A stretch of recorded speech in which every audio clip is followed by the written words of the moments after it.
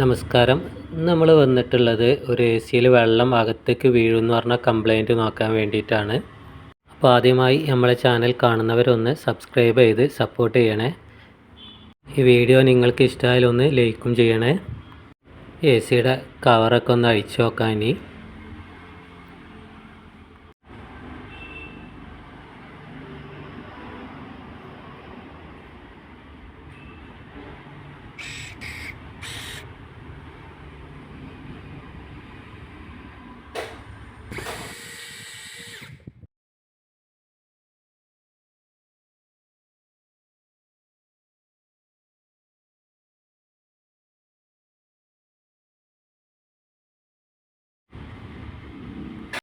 വെള്ളം വീഴുന്നതിൻ്റെ കാരണം എ സിയിലെ ഡ്രെയിനേജ് ബ്ലോക്കായിട്ടാണ്.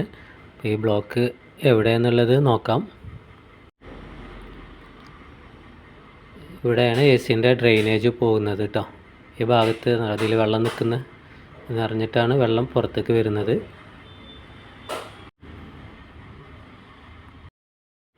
അതുപോലെ ഈ കേബിൾ കൊണ്ട് ഇത് കുത്തിയിട്ട് ഡ്രെയിനേജ് ഒന്ന് ക്ലീൻ ചെയ്യാം. അപ്പോൾ നമുക്ക് വെള്ളം പുറത്തേക്ക് പോകുന്നുണ്ടോ നോക്കാം.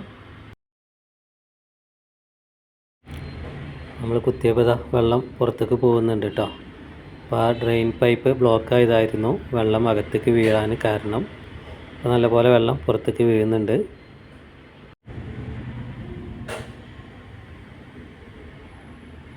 ഈ ഡ്രെയിനേജിലുള്ള വെള്ളം ഫുള്ള് പുറത്തേക്ക് പോയിട്ടുണ്ട്.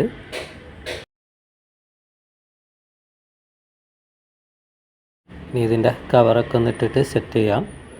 എ സി ഒന്ന് വർക്ക് ചെയ്യിച്ച് നോക്കാം. വെള്ളം പുറത്തേക്ക് തന്നെ വീഴുന്നുണ്ടോ ചെക്ക് ചെയ്യാം.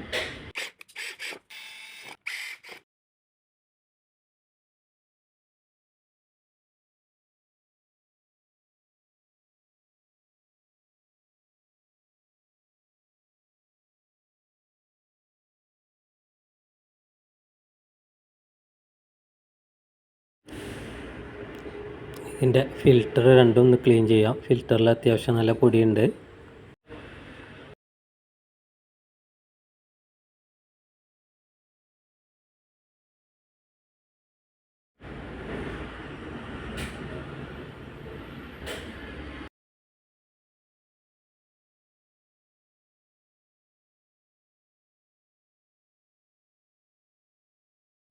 ഇനി എ സി ഓൺ ചെയ്യാം. കുറച്ച് സമയം വർക്ക് ചെയ്തിട്ട് വെള്ളം പുറത്തേക്ക് പോകുന്നുണ്ടോ എന്നുള്ളത് ചെക്ക് ചെയ്യാം.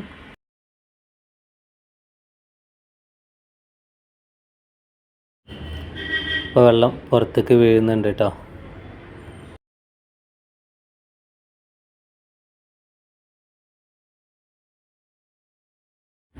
അപ്പോൾ ഈ വീഡിയോ നിങ്ങൾക്ക് ഇഷ്ടമായാലൊന്ന് ലൈക്ക് ചെയ്യണേ. നിങ്ങളുടെ അഭിപ്രായം കമൻറ്റിൽ രേഖപ്പെടുത്തണേ. എ സിയുടെ കംപ്ലൈൻറ്റുകളും ശരിയാക്കുന്ന രീതികളൊക്കെ അറിയാൻ ഈ ചാനൽ സബ്സ്ക്രൈബ് ചെയ്യുക. ഇനി പുതിയൊരു വീഡിയോയിൽ പുതിയൊരു വർക്കുമായി കാണാം.